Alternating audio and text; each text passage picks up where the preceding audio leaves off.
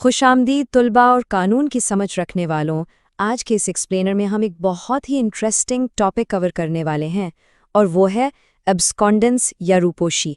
मतलब एक सीधा सा सवाल है, क्या कानून की नज़रों से भाग जाना वाकई किसी जुर्म का पक्का सबूत होता है? कानून के स्टूडेंट्स होने के नाते हमें इस मफरूज़े और हकीकत के दरमियान फ़र्क को टेक्निकली समझना होगा। तो चलिए केस लॉज की रोशनी में इसे थरली डिकोड करते हैं। आज के लेक्चर का फ्लो कुछ इस तरह रहेगा। पहले हम एब्सकॉन्डेंस की एग्जैक्ट लीगल डेफिनेशन देखेंगे, फिर इसकी एविडेंशियरी वैल्यू, भगौड़ों के लिए लीगल कॉन्सिक्वेंसेस, सीआरपीसी के प्रोसीजरल रूल्स और एंड में आएगी हमारी फाइनल समरी और सेक्शन 342 की अहमियत। बस टू द पॉइंट रहेंगे। तो शुरू करते हैं सेक्शन 1 से, डेफिनेशन और लीगल इंटेंट। आखिर इस रोपोशी का कानूनी मतलब क्या है? देखिए, अब्सकॉन्डिंग या रोपोशी का मतलब सिर्फ अपना शहर बदल लेना हरगिज नहीं है। मिसाल के तौर पर अगर कोई बेहतर जॉब के लिए लाहौर से कराची शिफ्ट हो गया तो वो अब्सकॉन्डर थोड़ी ना है। लॉ स्टूडेंट्स ऑलवेज रिमेंबर, असल चीज़ है आपकी नीयत या इंटेंट। अगर किसी की नीयत कोर्ट के वारंट या समन से बचने की है तभी वो कानूनी तौर पर अब्सकॉन्डर कहलाएगा। फिजिकल एब्सेंस काफ़ी नहीं है, बल्कि एवेजन ऑफ लॉ का एलिमेंट लाजमी होना चाहिए। अब यहाँ एक इंतहाई दिलचस्प सवाल उठता है जो अक्सर अदालतों में बहस का हिस्सा बनता है। अगर एक सस्पेक्ट अचानक गायब हो जाए तो क्या इसका ऑटोमेटिकली ये मतलब है कि उसने वाकई जुर्म किया है? क्या भाग जाना एब्सोल्यूट प्रूफ ऑफ गिल्ट है? इस सवाल का तसल्ली बख्श जवाब ढूंढने के लिए हमें आगे बढ़ना होगा सेक्शन 2 की तरफ, एविडेंशियरी वैल्यू एंड थियरीज। जब बात आती है शहादाती हैसियत की तो अदालतों में दो बिल्कुल मुख्तलिफ या कह लें मुतज़ाद थ्योरीज पाई जाती हैं।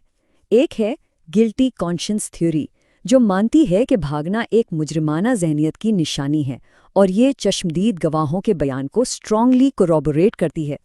लेकिन दूसरी तरफ है इनोसेंट एब्सकॉन्डर थ्योरी, जो इस रियलिटी को तस्लीम करती है कि भाई मासूम लोग भी कभी कभी महज घबराहट या पुलिस के तशद्दुद के डर से भाग सकते हैं। चलिए पहले गिल्टी कॉन्शियंस वाले एंगल को समझते हैं। 2021 SCMR 354 में सुप्रीम कोर्ट का बड़ा अहम फैसला है। एक दहशतगर्दी के केस में एक शख्स 7 साल तक रोपोश रहा, वो भी बिना किसी वैलिड रीजन के।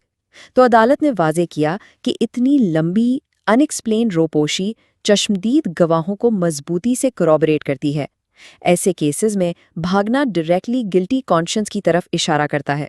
लेकिन रुकिए, इनोसेंट एब्सकॉन्डर थ्योरी भी उतनी ही वैलिड है। PLD 1980 SC 201 और PLJ 1976 SC 283 जैसे केसेस में कोर्ट्स ने ये माना कि अक्सर तजुर्बाकार ना होने वाले लोग महज FIR में नाम आने पर पैनिक कर जाते हैं या उन्हें पुलिस टॉर्चर का जेन्युइन डर होता है। यहाँ एक रूल ऑफ थंब जरूर याद रखें, रोपोशी कभी भी कमज़ोर बुनियादी शहादत को स्ट्रॉन्ग नहीं कर सकती। PLJ 1995 SC 477 कहता है कि अगर आपके मेन गवाह ही वीक हैं तो सिर्फ मुल्जिम के भाग जाने से केस कभी मजबूत नहीं होगा।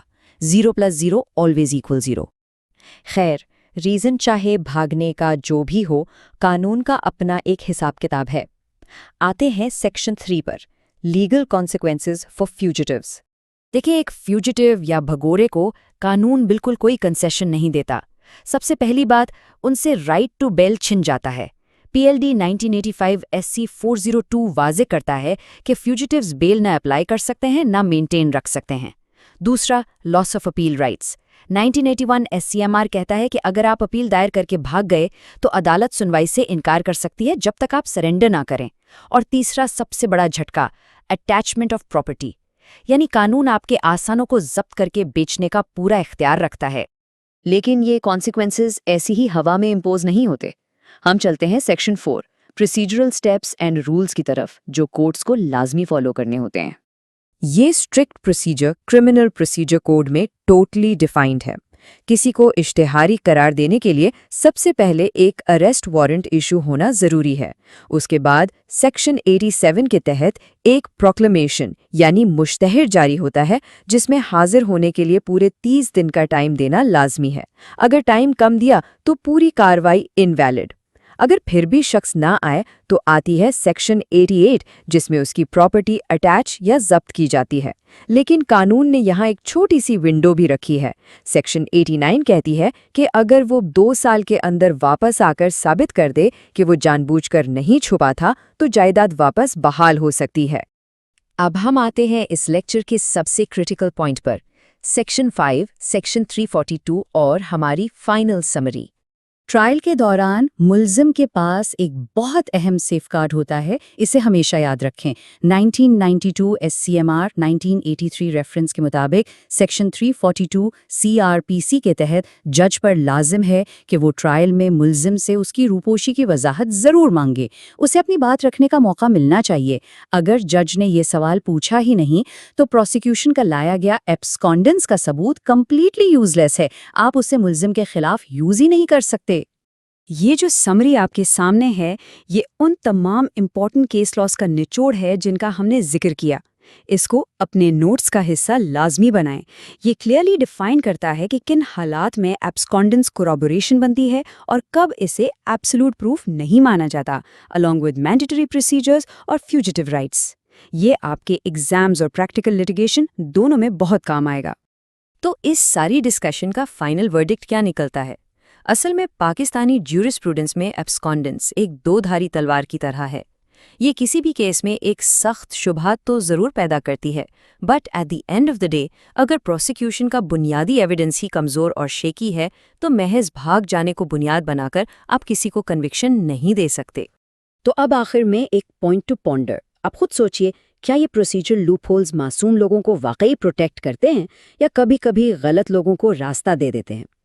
कानून के इस केस लॉ मज़े में अभी और भी बहुत कुछ सीखना बाकी है।